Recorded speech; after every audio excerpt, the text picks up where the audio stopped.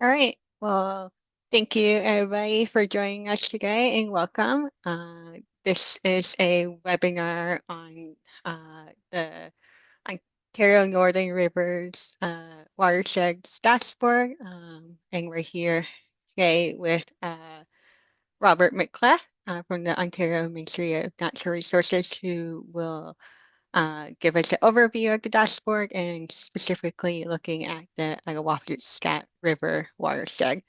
Um, and it's joined us with the Lands and Resources Department of Mushkegowuk Council.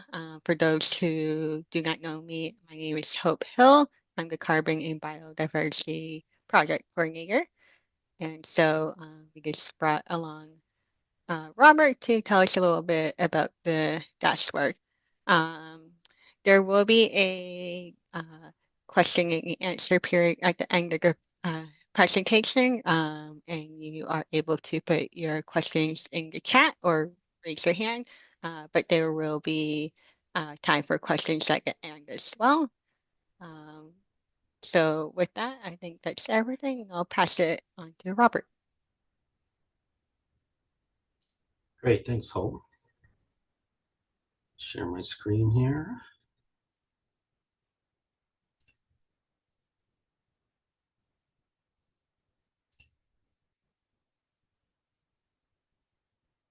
Can everyone see my screen? And just change the presentation mode again. Yep, looks like you're all good. Okay. Well, thanks so much for the invitation. Again, my name is Robert Metcalfe. I'm a research scientist here at the Aquatic Research and Monitoring section of the Ministry of Natural Resources. I sit at Trent University in Peterborough. That's where my lab is. And with us also today is Rebecca Rossi. So Rebecca is part of my research team, and she's done all the programming behind the dashboard that you're going to see today. Um, yeah, and just to give you, so I only have 4 slides because this is going to be more of a demonstration going through it. So I'll keep an eye on the time, but hopefully there'll be time at the end, not only for questions, but what you'll see is that this is very much an exploratory data tool. So we can ask things of it, and, well, ask and go and check things out and things like that. So hopefully we'll have time for that at the end. There's a lot of information in the dashboard. So I tend to speak fast. I'm going to try not to, and just go through the dashboard so you understand what it is. So you can have a look at it on your own. If you wanted to, how can I switch screens quick while I'm if you want to learn more about our research, actually, I'm not going to talk about it here, but you can go to our webpage. It's the Watershed Hydrology Lab, and basically the address for it is whl.robertametcalfe.com. And I can hand out that later too, if you like. But if you want to learn, and the link to the dashboard, you can find that in here under research. If you just go down, it has a link to the dashboard that we're going to be talking about, and I'll be giving the link as well.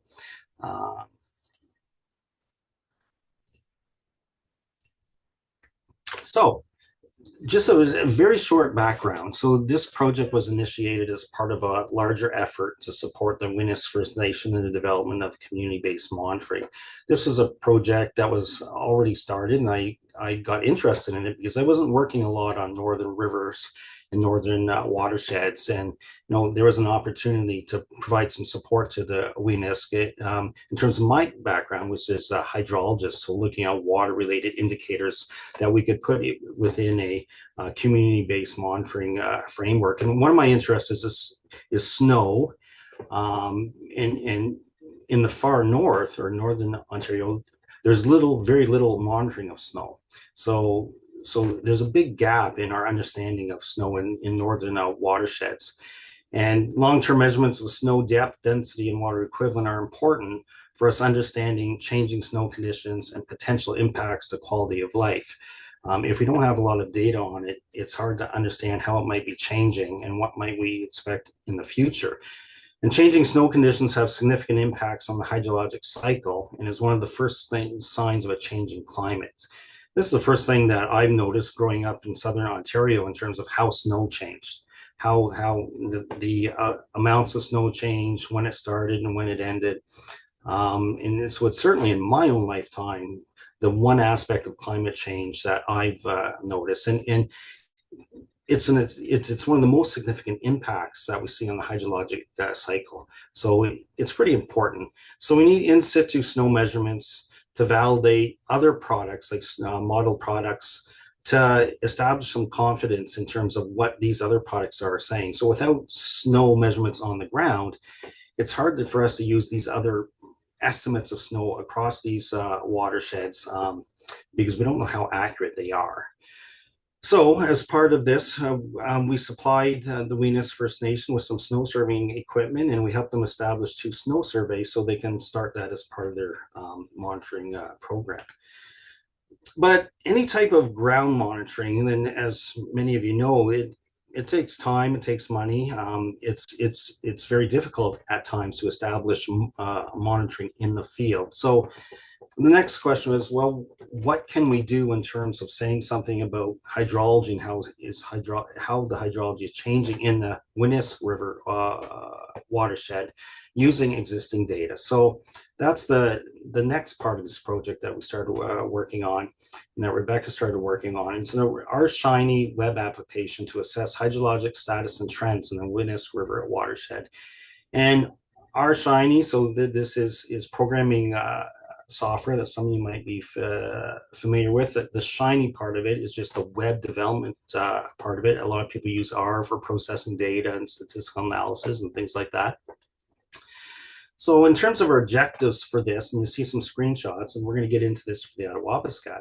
So it provides information on a suite of hydrologic variables important to the community by summarizing available Western science data. So there had already been some community workshops that identified important things about water that the community would like in a monitoring framework. So I went through some of the information from those workshops and started to look at what would be the indicators we would look at to try to provide that information. And those indicators, look at the current and recent conditions. So what does the watershed look like right now? The status of it compared to historical conditions. So when we say something's above normal or below normal, well, what are we talking about? So compared to some reference period or historical conditions, and the dashboard helps us determine if the conditions are changing through time. So what are the trends in the data, and what might it look like in the future? And part of this application was to synthesize several sources of publicly available real-time. So this is streamflow data, and some of you may have seen streamflow stations along your rivers, and climate stations, which you usually see at the airports, and they're both Environment Canada data stations. And near real-time ERA5 land data in a meaningful way. So ERA5 is a modeled product, and if any of you have worked with GIS or spatial data, it's spatial data, and basically it's a model saying what it thinks, how much rain fell yesterday or an hour ago in the entire Attawapiskat watershed on a 9 kilometer by 9 kilometer basis. So it estimates what it thinks, in terms of the rainfall, what the temperature was, snow accumulation, and things like that. There's a number of variables we can get from the ERA5 land. So, and it's helpful where we don't have any other data. When we have no other data to go by, it's a good first guess. And it's putting these sources together in a meaningful way. So all this data is out there, but it's how can we bring it together in a meaningful way that could support a community-based monitoring framework? And it basically answers the questions, what can we contribute from Western science to a two-eyed seeing approach that would maximize our knowledge of a watershed's hydrology and how is it changing? And this is similar to, when we started our work in the Weenus. I didn't know much about the Weenus River watershed. And the first thing we do when we start a research project was go and we see, well, what data is out there? And start accumulating all that data and try to make sense of it. Basically, that's what we've done here. So we've gone and got publicly available and publicly funded data and tried to bring it together in a dashboard so we can make it useful, so it can help us make decisions. And that some decisions might just be, is it safe to go down the river today, or are the conditions the same when I caught all those trout in 1995? It could be as simple as that, or it could be in terms of, well, how is water storage changing on the landscape, and will we still have that water supply in that lake in 10 years? And so this is bringing the Western science together, so we can contribute in a two-eyed seeing approach and adding traditional knowledge to maximize our knowledge of the watershed. So we did it for the Winnisk River watershed, and after going to the Mushkegowuk Science Summit in December, and talking to Vicky and seeing that there might be interest in porting this to other watersheds, then we answered that question. Would it be easy for us just to take this, what we did in WISP, to another watershed? And that has brought us to this Northern Ontario River Watershed Gateway. So there is, again, there's the link to it there. But now I'm going to go out of this, and we're going to go right into it. And you know what they say, don't always do demonstrations. I have to reload it because I've been off it for a bit. So I should actually, I didn't want to start there. So if I'm going to go back to the gateway. So I want to start at where you would see it first in that gateway page. And there's a lot of data here. So when you open things for the first time, sometimes it takes a while to load, so you just have to be patient. So this is it. So basically when you come to this, so the dots you're seeing on here are the data that I talked about, and I'll get into that a bit more, but the gray dots are the weather stations, so the Meteorological Service of Canada stations. So they're providing the weather data for the dashboard. And the colored dots are the stream flow gauging stations. These are Water Survey of Canada HIDAC gauges. And if we go over top of it, it tells us what the current stream flow is. So this is the Shamattawa River. I can just go down here. It's the Attawapiskat. I think this is just down from the Makatai. And people, if someone can correct some of my pronunciations of the Attawapiskat tributaries and things, that would be fantastic. So right now it says there's 304 meters cube per second flowing in the river there, and we can go all the way upstream to see how much water is in the river right now just from this. That's fine, but this is just a gateway. What we want to do is click on it, and now let's go in and really take a look at the data that's in the dashboard for the Attawapiskat. So essentially, I'm going to take you through how things are set up, and it's the more that people use this, then things might change, because we see people think differently, and maybe things should be in different order and things like that. But essentially, I'm just going to take us through the dashboard, and I actually haven't looked at the Attawapiskat data a lot. We've just got this up and running a short time ago, so I haven't had an opportunity to go through it. So essentially, you'll see too how I would walk through it to try to learn about the Attawapiskat River. So essentially, there's an about that gives you all the background, and I'm going to play around with the sizing here, because I don't know what it looks like on your screens. So as we go through the different tabs, I may change the sizing so the graphs fit better. But this sort of gives you, this is Hydrology 101. It gives you an idea of what we're doing. And I'm not going to read through it now, but it's all based on what we've all learned in high school or public school, is the hydrologic cycle or the water cycle. This concept of water, transferring from clouds to the Earth's surface, running off and evaporating into clouds, and then back, and the cycle continues.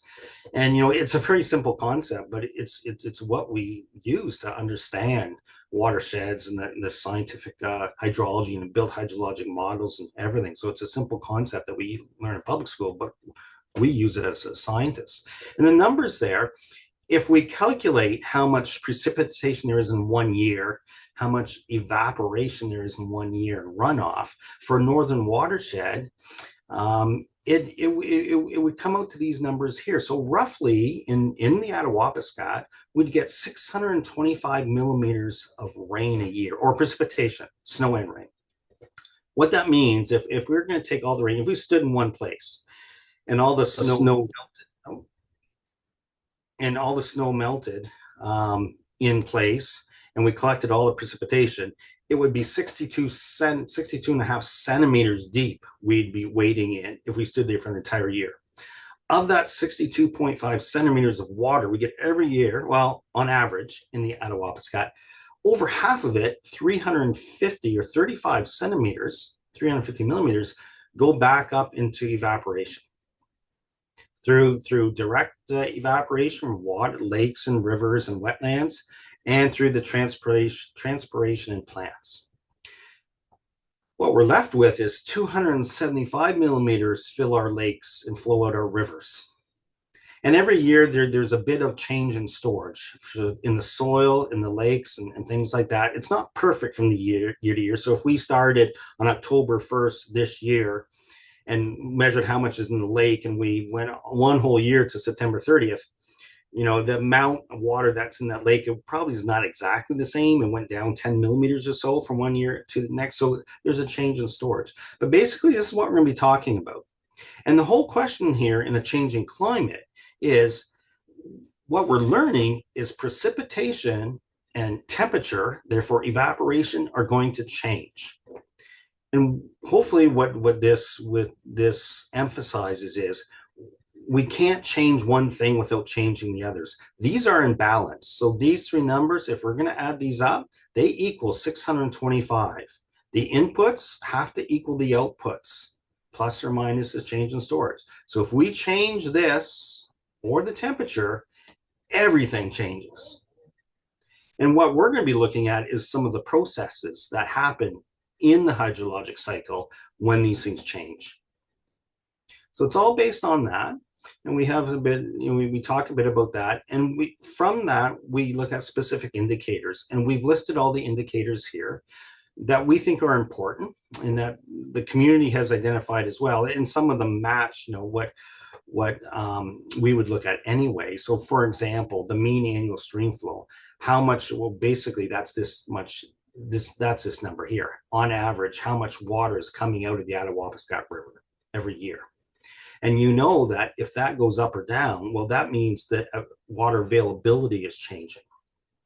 Or maybe our ability to move across the river changes, where shoals are starting to be exposed and we can't get our boats into some sections. So we have indicators here that are important. So how much water there is, the variability in the flow, the variability, whether it be just in one year, or it's the flashiness of the river. Is the flashiness changing through time? This is a fancy word for saying the monthly parity coefficient. This is basically telling us, is the distribution of water changing through time? So if we're getting more rain in winter and less snow storage, our snow melt peak, which is important for the ecology of a river, is getting less and less. So rather than a bigger peak coming in the spring, where we've shifted that water, now it's coming in the wintertime instead. Well, what does that mean ecologically? So this is an indicator that tells us how it's shifting seasonally. And we can go down through them here. And some of them are actually from the State of Ontario's biodiversity reporting. And my lab just completed work on that. So there's an indicator in that called the Flow Alteration Index. And the 3-day maximum flow is part of that, the 7-day minimum flow. These two variability indicators are part of that. So they're coming straight from State of Ontario's biodiversity reporting. So they're already being used in the monitoring program. And of course, there's indicators around snow as well. Some of them, this is a bit different. We'll get into the types of data. This is the aridity. So this is based on just climate data. So this is precipitation divided by, it's called potential evaporation. So that's not the water that's evaporated. That's in a perfect world, how much water would go up into the air if water was available all the time. And this is similar to a dryness index. So this one tells us, is our watershed, is the Attawapiskat, from a climate standpoint, is it getting drier or is it getting wetter? And you can see how some of these things would relate. So if this tells us it's getting wetter, then we should see that mean annual flow. So we go through the indicators. Our data sources, I've already said a bit of that. We're using Meteorological Service of Canada climate stations and Water Survey of Canada stream flow stations, and we're using the ERIA 5 land data. And you can select, as we go through, what data that you want to use. And you can also select, and I sort of hinted at this in terms of, well, when we say something's above normal or below normal, well, what are we referring to? What's normal? Well, you can select what's normal to you, like what you want to compare it to. We can compare it to the period of record, which usually means all the data we have for that gauge or that instrument, or you can compare it to, these are climatological standard normals, and these are defined by the World Meteorological Organization. And we talk about it a bit up here in the paragraph. And basically, that's the 30-year period that shifts every 10 years. So you can compare it to the last 30 years, because if you're familiar with the climate, if you're my age, or if you're like, or younger, even 50-ish, you have a pretty good idea what the climate has been the last 30 years. So you know that. So you might well just want to compare to that because you know that. Or you're out on the land the most during that period. If you're in your 70s or 80s, you might want to pick a earlier period. And then we just get into the methods in terms of how we assess change. And one thing, and you'll see this as we go. So in science, we often, when we talk about statistics, we often talk about, is it statistically significant? But we followed some approaches by the Intergovernment Panel on Climate Change and some US organizations where they simplify that. Basically, you'll see in our approach that we're going to say, do we think the change is unlikely? Is it likely, very likely, or highly likely? So any change that we're seeing, what's the confidence we have in that? And we're using these words instead, in terms of conveying how much confidence we have in that analysis. Okay, so as I said, there's going to be a lot here. I guess we could take questions along the way, or we could do it at the end. So the how to use just shows you how it's laid out in terms of the information and the panels we're going to go through. Tyson, do you have a question? Yeah, probably two questions and two different topics. The first one being, you mentioned the flow and whatnot, but uh, I think for the past 2 years, I've been kind of reading and kind of studying and having conversations with people regarding the watershed. And I know we were speaking with OPG at one point about the potential of hydro development on the Albany River. But that's kind of like just from studying that. But I know our people have always talked about the dams upriver, and we also done some research on our end at the First Nation about kind of getting information, kind of getting at the issue of those diversions. I guess they're dams that are not producing the electricity, that are diverting water away from the Albany watershed and kind of redirect it to the Great Lake. So Great Lakes, I mean. So what I've been kind of hearing and kind of reading is that this diversion is causing an increase of the water level in the Great Lakes by millimeters, I guess. So I'm just kind of like, our concern has always been, I guess, topic with the watershed and our rivers. We've been seeing kind of low amounts of water on the river, and it's causing us difficulties when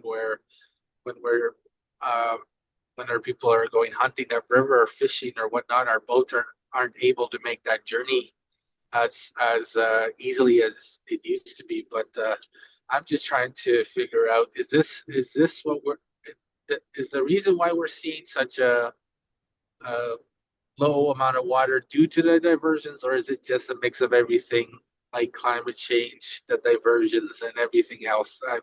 I think that's kind of my question. And as you said, like if there is a decrease in flow, um, it also kind of reduces the participation. Sorry, I'm just trying to Yeah. recall what you So said. yeah. Reducing everything in the area, like the water, and it's causing that effect. And I guess the other one.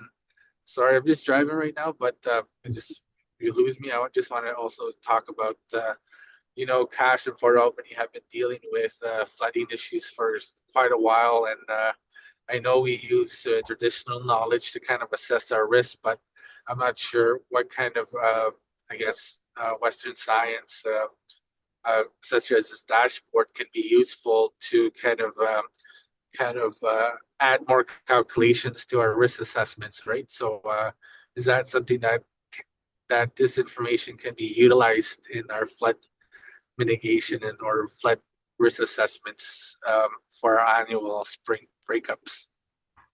So a couple things. Well, hopefully you're not actually viewing this as well on your phone and keeping your eyes on the road. But um, so you'll see as we go through this. Well, hopefully people will be able to make the connections as I go through this, how this may be able to help for some of those situations. And some of the things you mentioned, it can help you with, because basically what this is to help understand the watershed.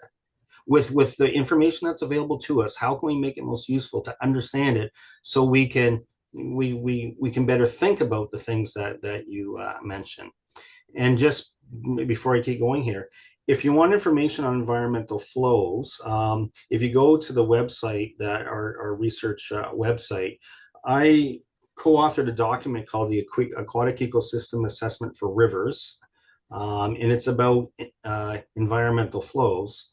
And that would be helpful for that discussion as well. So you should, and plus we have software called the Streamflow Analysis and Assessment software that, so this is different than that, but it will allow you to analyze a stream flow to calculate the type of metrics that are in that document. So I encourage you to go check that out first and keep listening, because I think you'll find there's information here that will help you in terms of the other work you're doing. So great, thanks. So the way this is laid out on the left panel, you're going to see some information in terms of the data, where the gauges are and things like that. And you select your reference period and what you want to look at. The next panel actually has some information on how to interpret what's in the what is in the dashboard. And the right panel has, I've been talking too long on without, and the right panel has the plots and things like that. And then, and we're going to go through this here in terms of how to interact with the plot. So the first thing you're going to see is a snapshot, in terms of, well, what are the conditions like in the watershed now? So here you see the gauges that we're using for the Attawapiskat. Here you select them. So here we're looking at the MSC climate stations. And I must say that there's a paucity, that there's a lack of climate data for the Attawapiskat. And in particular, these stations don't seem to have snow monitoring equipment on them. So there's a real lack of snow data in the Attawapiskat, less so than we had in the Winesque. So we can see right now the total precipitation for this year, it's above normal, and the mean temperature is below normal. I don't know if you feel that or not. And I must say too that we work in terms of water years. So we work from October 1st to September 30th. And we do calculations based on water years, because we want all the snow that accumulates in one year to melt the same year. So our water cycle, it all is done in 1 year in terms of cycle of snow accumulation and melt. And we can go through in terms of, let's look at the Attawapiskat River. So this is just a snapshot of everything we're going to see once we go through here. So this is this gauge here. It's called 0FC001. Now I understand now there's another gauge closer to the community, FC002, and we didn't include that yet because it only has like 3 or 4 years of data.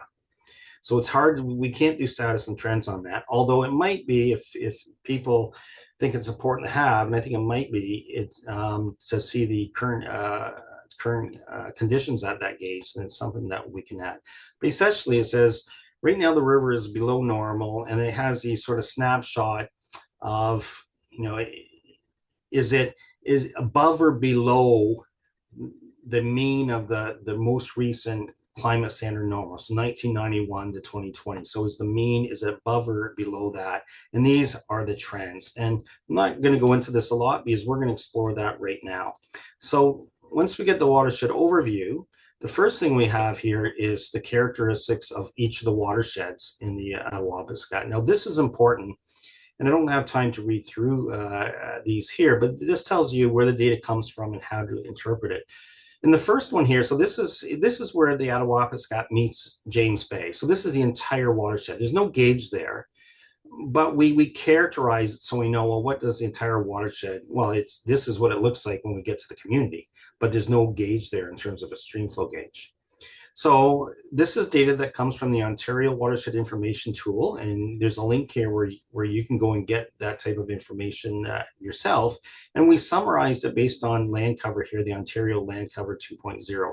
And what's of interest to us is how much water there is in terms of, fens, bogs. So we've summarized the water-related classes. So in that entire Attawapiskat, 69% of your entire watershed is either open water, fen, swamp, or bog.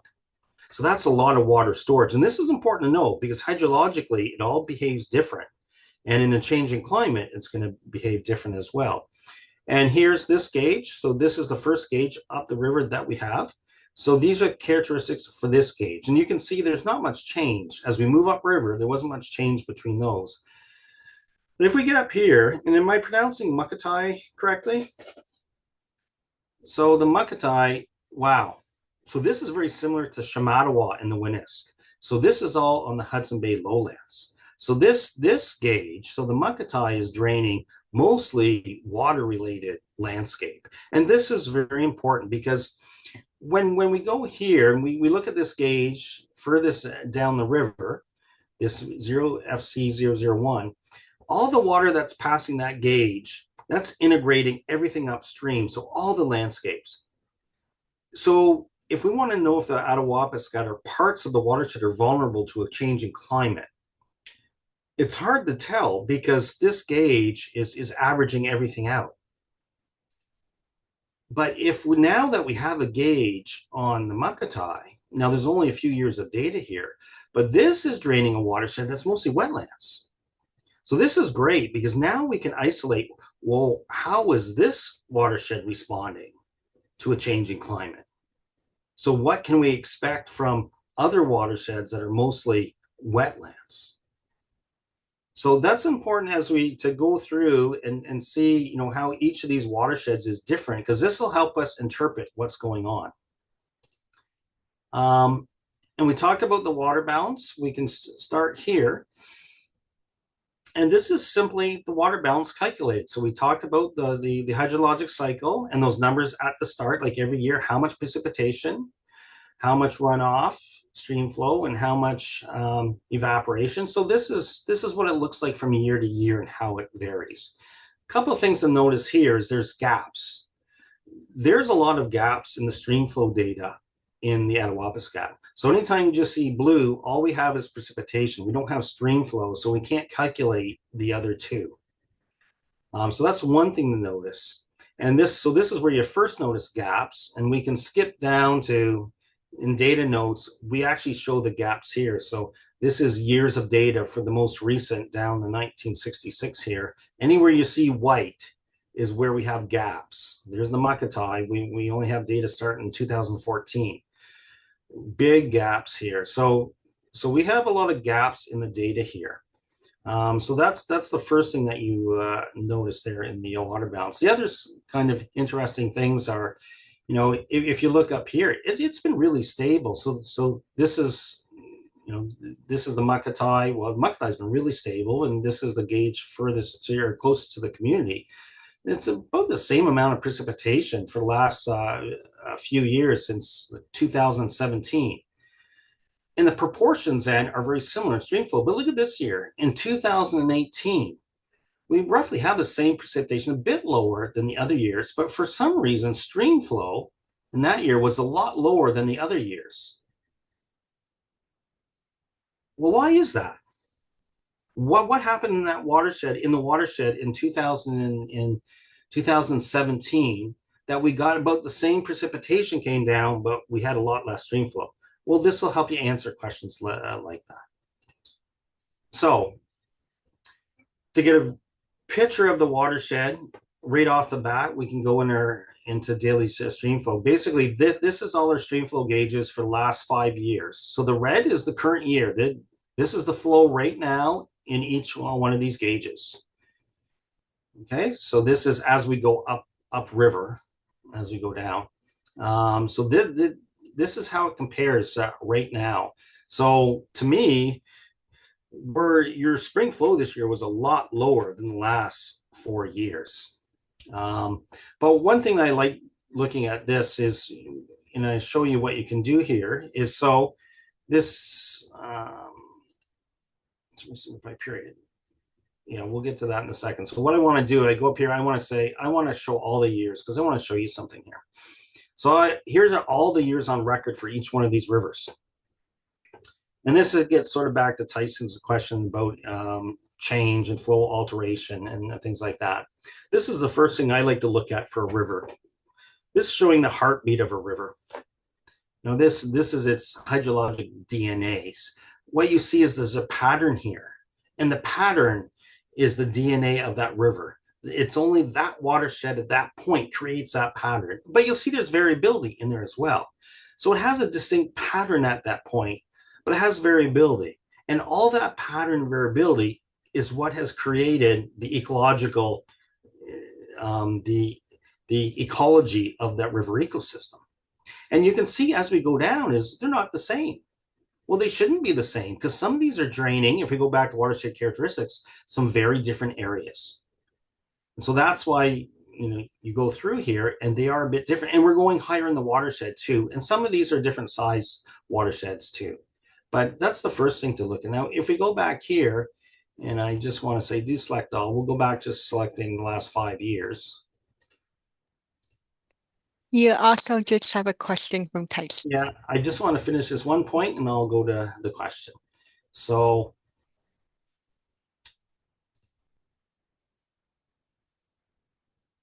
I should have just selected two years. It has to put them all up here. Tyson, as I'm waiting for this, go ahead.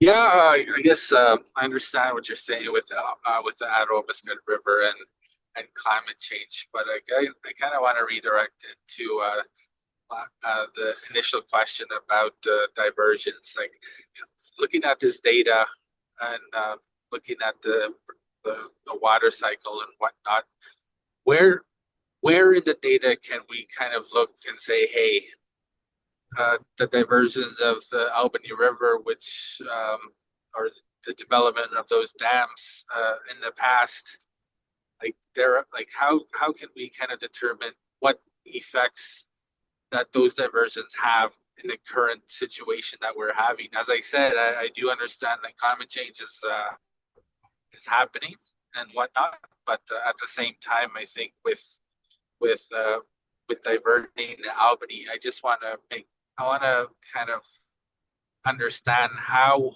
or when we look at this data, what can we determine is climate change and which is a man-made situation or cause of the water cycle dropping.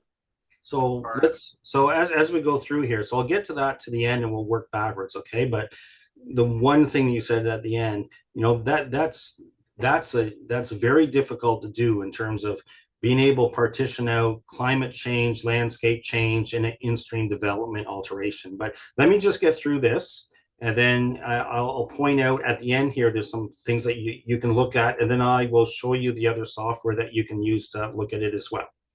Okay? So one of the things here, this is where we can start to put on other information, like how does this compare to other conditions? So you can see my summary. So here I have the period of record showing. So now I can go in and see, okay, on average, so this is called the interquartile range. This is the, you know, the 50th to 75th percentile on average, what the conditions are in the river. Now this is this yellow band. So you can see the red is our current condition.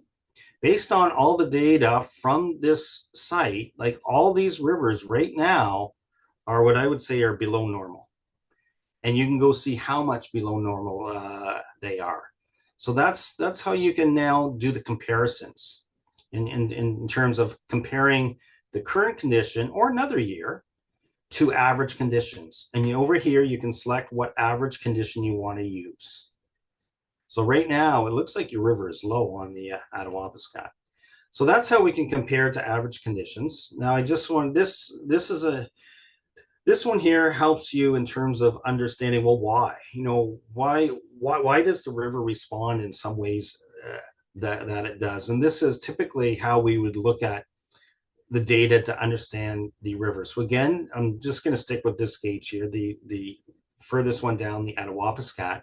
So this is the river, the stream flow here. This is the last 18 months. So this is real-time data. This hasn't been corrected. The first thing I see here is, well, what is going on here? Like, is this a problem?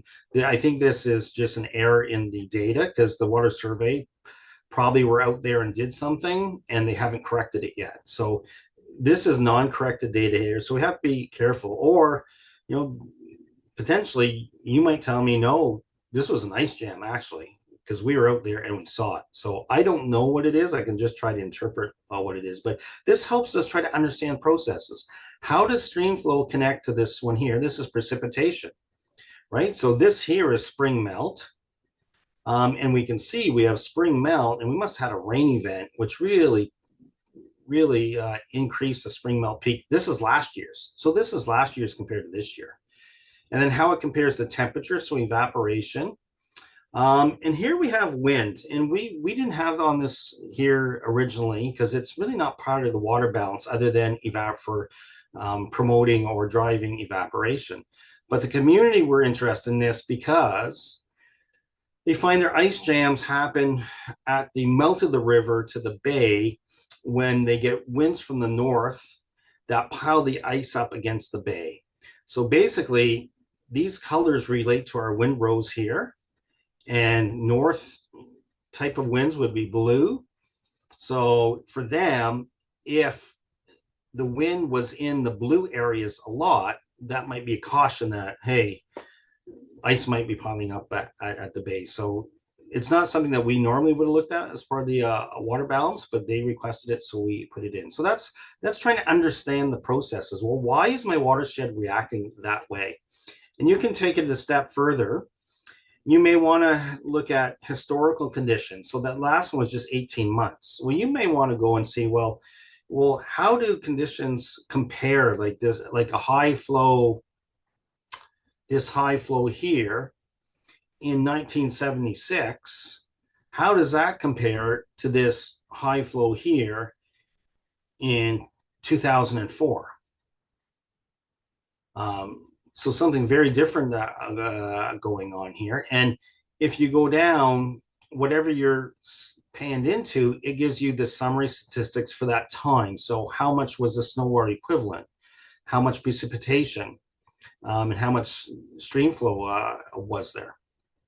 So this allows you to compare two time periods. Or if you remember seeing something while you're out on the land in 1995, you can go in and isolate that time period, 1990, you know, somewhere in here, and see, well, what were the conditions like when I was out there? Oh, that's why I saw what I saw, because look at what was going on. And this is simply temperature, how much snow, precipitation, and stream flow. Again, it's this line down here, the stream flow of the water in the river, it relates to everything that's going on up here. This is what's driving it. So this helps us to understand. So that now if we want to talk about the status, well, we're back to, so are we above normal, below normal, or what, you know, what's the condition of our watershed right now? So again, in red is the where we're at right now on that gauge, right, on that location on the river. So right here, the gauge that it's really the second gauge up from the community. But right now it is 304 meters cubed per second.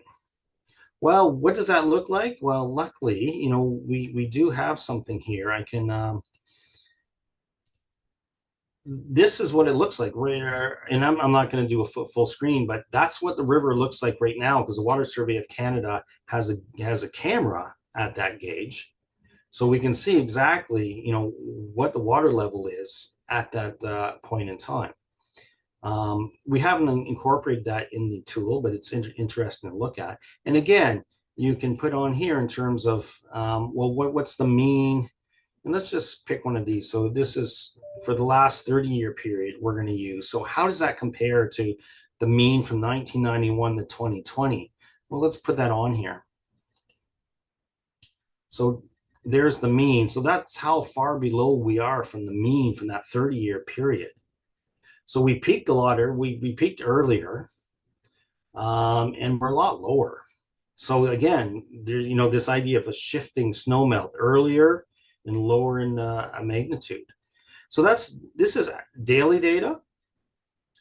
And again, we can plot other years on this, or we can see what it looks like in terms of monthly data. Now that's interesting in that right now the monthly data says that, you know, we're not lower than this year here, which is 2021, on a monthly time frame. So it's going to be interesting what this looks like when we get to June, because that I think is going to drop down here. Because actually in May, actually we were an average. So we saw on the Attawapiskat, and people that are up there can tell me that you're out to lunch or not, but hopefully this is verifying what you're seeing on the river, that yeah, maybe spring melt wasn't, you know, it was maybe average. It didn't last that long, but it dropped for some reason this year. Well, actually it drops quickly in other years. Look how quickly it drops. So which means that, and we can get to that, there maybe wasn't any rain during spring melt. It was just snowpack, and now we're getting the low flow conditions. And here we have monthly plots where you can see in terms of the red dot. So this is our current conditions. And if it's in the box, that would be average. If it's outside the box, it's below average. And if it's way at the end of these lines, it's extreme. So you can see it was below average. And in winter, it was got the average conditions again. And then in May, it was average, but something tells me that it's going to be dropping way down here. And that stream flow you can go through for precipitation. We may want to compare that precipitation or snow. Well, why did it drop so much? And you know, do we think it might be coming back up or not?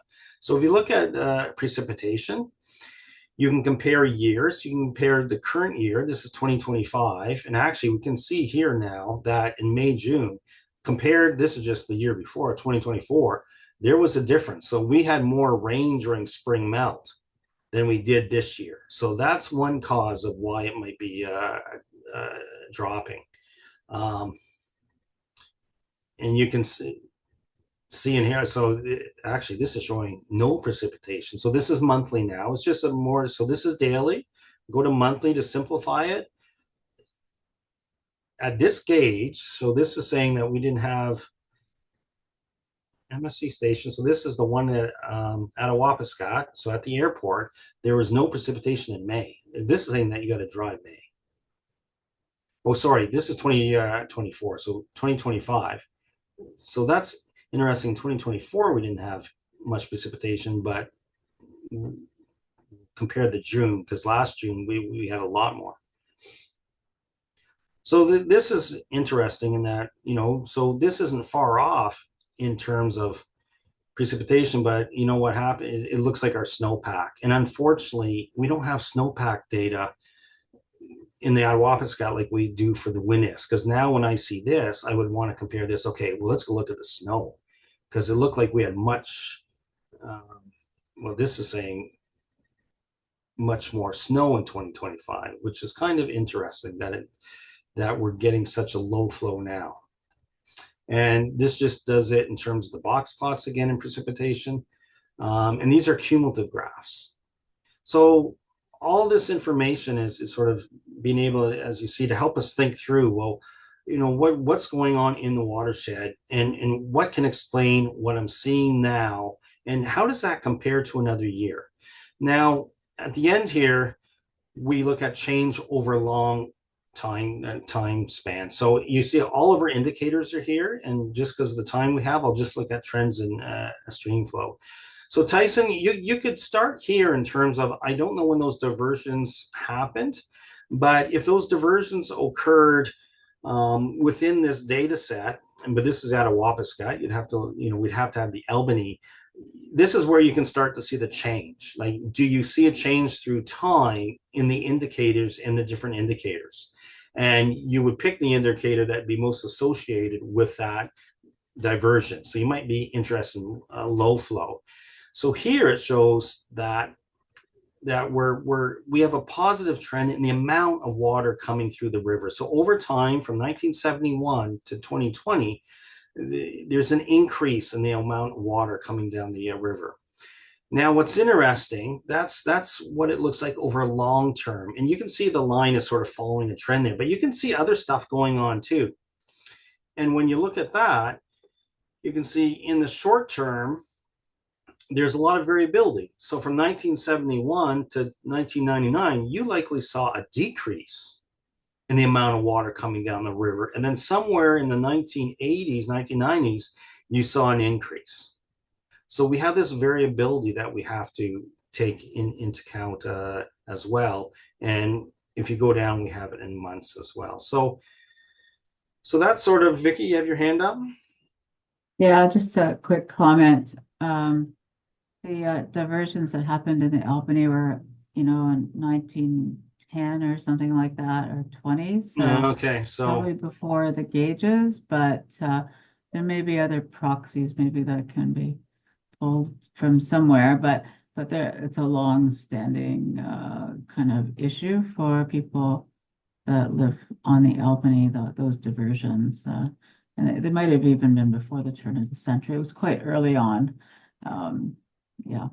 So in that, so because of that, one thing that you could do, the thing that you'd have to do is model the flow.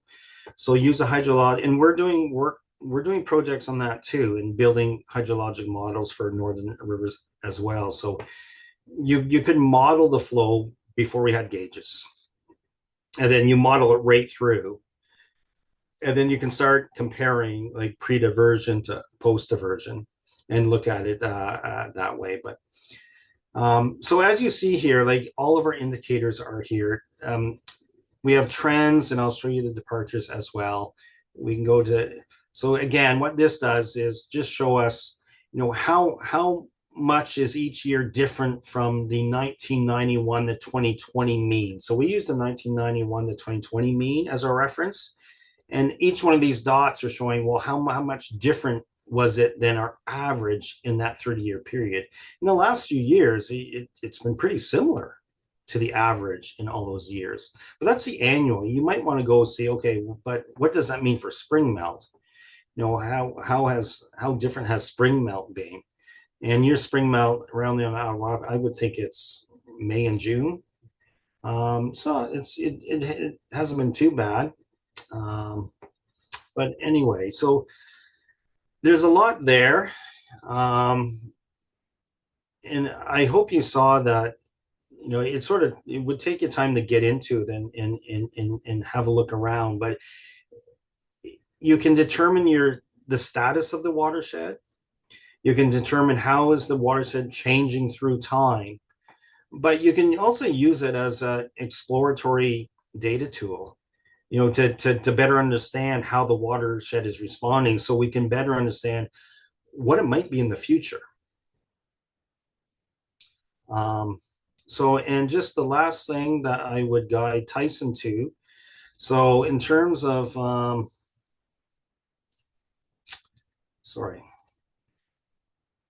if you go here, we have something called, this is the web page again. If you research that, you can go and download a report that we did and it's called the Aquatic Ecosystem Assessments for Rivers. And that sort of guides, in terms of how do we assess natural flow regimes and the impact of alterations on flow regimes. And then what you can do is you can go over this called SAS. This is the Stream Flow Analysis and Assessment Software. And this you can use to actually, and this is just a screen capture, and you see the spaghetti plot again. You can go and analyze the flow regime to see how it might be changing through time. So you'd have a before and after. So that's just another tool available to you. That's something different than what we're talking about now. But all of this that we've been talking about, again, so all this started in terms of trying to, going out and getting publicly available data and bringing it in a place, data that's usually not this accessible, and trying to put it into a place and telling a story that would provide information, so one can better understand your watershed and how it's changing through time and what it might mean in the future and what might that mean for quality of life. So my last thing here, I would say that we primarily did this for the Mushkegowuk River watershed. After talking to Vicky, we test and say, okay, is it easy to port to another watershed? We don't develop tools for developing tools' sake. We like our tools used. So it's possible we could start adding other rivers if people found it useful and people would use it. And so I'm open to further discussions and collaborations. But our main goal is to have people use it and learn how people are using it, and for people to use it and have other suggestions, because this is the way that we organize it. There might be a better way to organize it that provides that's easier for people to understand and get the information that they need about these watersheds. So we have no plans to keep going with it unless there's some interest in us keep going with it and that we know it's being used by people. Yeah, excellent. Thank you, Bob. I think as people learn about it, they'll use it because of the real-time data in particular, but people are concerned about trends. And yeah, we just need to keep spreading the word about it and doing little tests and showing people. And yeah, is there a way you're going to measure use? Do you kind of have that tracking happening? No, I just, hopefully it's engagement, really. Like if a community is really interested in it and even wants me to come up, to the community to talk about it and things like that. It's just, getting that type of knowing. So we're not tracking anything, but it's a good question. But, so we sort of know who's using SAS because it's an older piece of software, but we saw it turning up in consulting reports and things like that. So you search on it, and that's how we found out about this. But so as you said, like here's I think one that'd be of interest to a lot of people on this call is, so this is the low flows, and this is telling me on that part of the Attawapiskat, the low flows are getting lower. Mm-hmm. So this, it's important for water availability, but this is important for transportation up and down the river too. So we saw that the mean annual flow, this is where you can, in terms of understanding how the river's changing, we saw that the amount of water, I'm going to go back to this just to make it easier. So it looks like the amount of water is increasing in the river, but this is telling us that overall the low flows are getting lower. But this is what we've learned, or what we expect from what we've learned about a changing climate is, higher is getting higher potentially and lower is getting, so there's more extremes, but overall the amount of water is getting less. And then we could see, well, this is an annual basis. we don't have the monthly here.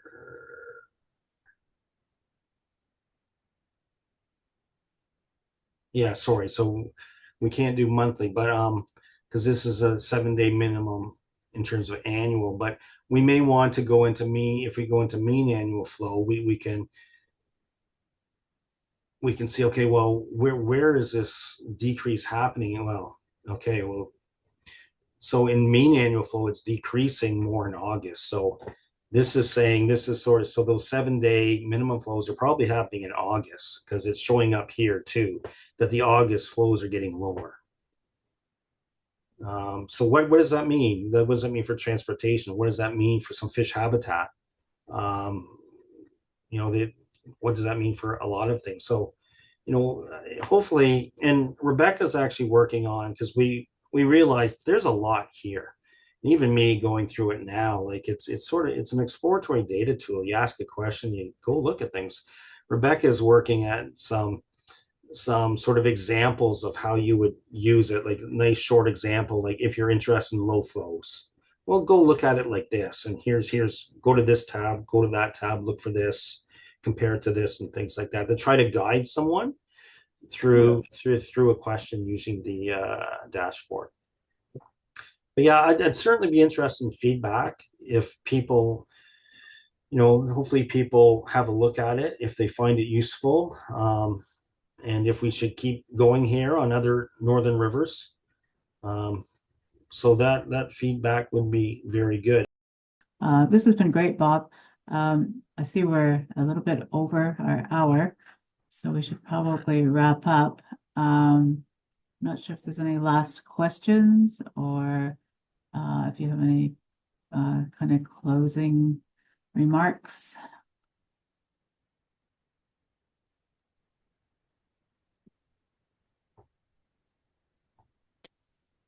I don't see any questions in the chat, just that a comment about Albany and Moose River would be good for the dashboard, especially to see info during the breakup. But other than that, that's all we have there. Yeah, and we could follow up with Shuswap and Port Almany First Nations to see what they think. They would use it, and same with Moose Cree. Yeah, certainly I sent out invitations about this, but I know it's a busy time of year. But we have recorded this, so Yep. we'll send out the link, right?